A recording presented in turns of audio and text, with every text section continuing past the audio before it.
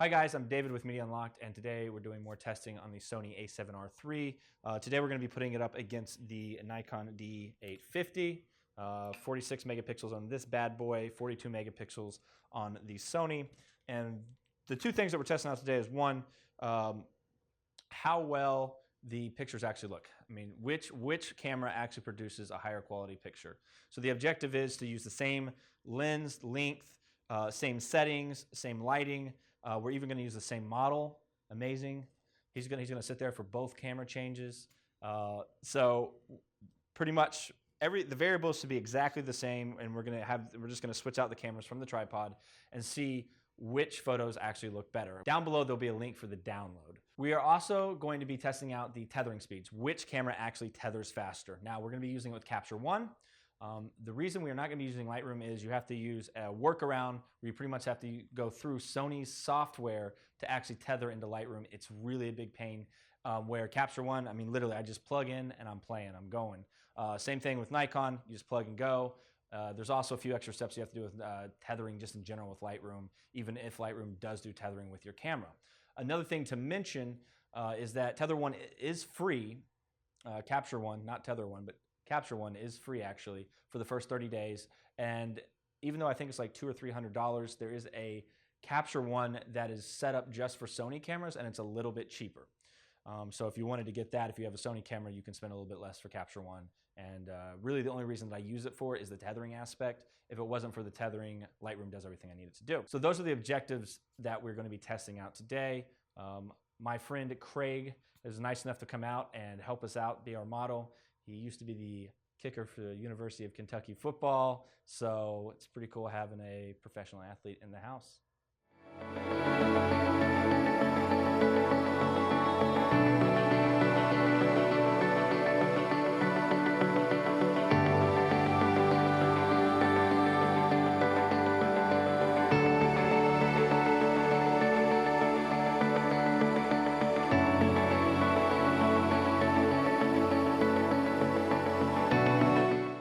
After shooting with both the Sony and the Nikon, we have found out that the Sony actually tethers into my Mac a little bit faster than the Nikon. It's about a half a second faster.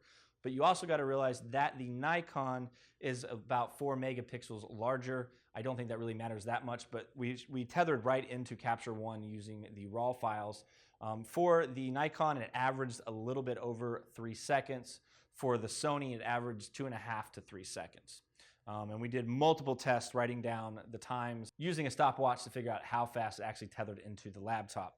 So the Sony is a little bit faster than the Nikon, as I expected. Now we had to tether in using USB-C for the Sony, and we used USB 3.0 for the Nikon. So I believe USB-C is a little bit faster, so it was able to tether into the laptop a little bit faster. But as it goes, both cameras tethering directly into the camera RAW files, that is still extremely fast. If I use my Canon 6D using the old USB 2.0, it would take in the upwards of 10 to 12 seconds in RAW format to actually tether right into Capture One. So both of these options are much faster. So now let's find out which camera actually takes a better picture. While shooting, we actually got the idea of wondering which camera we like when it's set to auto white balance. The color science in the past for people when it comes to the Sonys have not been their favorite.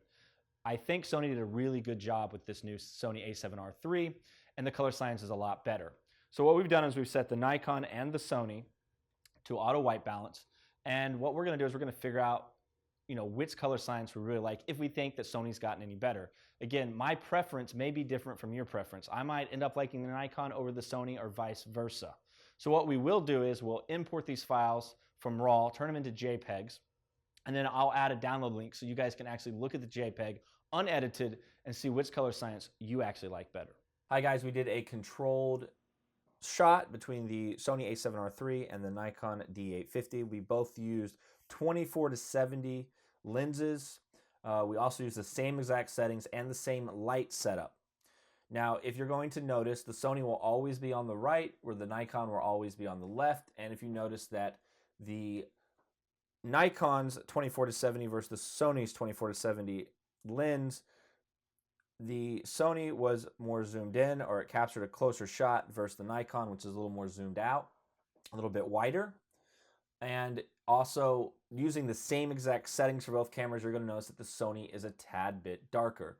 You also got to realize the Nikon is about 5 more megapixels than the Sony. So we have 6 shots, 3 pairs of 2 shots that we're going to look at the eyes, because the eyes is the most important part when doing a studio shot, is making sure the eyes are tack sharp. Now, in all 6 of these shots, the eyes are tack sharp. The question is, which one, the Nikon or the Sony, was sharper? So let's take a look. So we're going to zoom into the eyes here. Again, the Sony's on the right, Nikon's on the left. And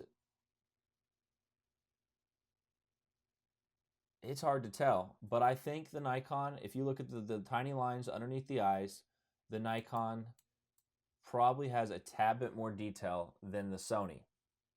As well, to mention, there will be a download. There's going to be quite a few downloads for this video for you guys to go over and take a look and pixel peep and make your own decision. And again, these are unedited photos. They're 100% raw. All right, zoom back out. Let's go to our next photo. We'll zoom here. So this is going to be our Nikon. This will be our Sony right here. Again, Sony's ARW and Nikon is NEF. Let's take a look at the eye. Again, if you notice, the Nikon is a tad bit brighter than the Sony due to using the same settings. I probably should have made the Sony a tad bit brighter to even out this look, but I really wanted everything in the environment to be 100% controlled, to where everything that was set up on the Sony was set up on the Nikon to the best of our ability. All right, let's take a look. And in this shot, I actually think the Sony is showing some of the lines a tad bit better than the Nikon. Again, Nikon on the left, Sony on the right. I would give the picture to Sony on this one. And let's go to our third and last shot and see what our tiebreaker is. Again, this is just my opinion. Something to mention is both these cameras are absolutely amazing. Extremely impressed with both of them. But the average person is not going to notice the difference. You can have either one of these cameras and you're going to get amazing results. So Nikon on the left, Sony on the right. Let's zoom in on the eye.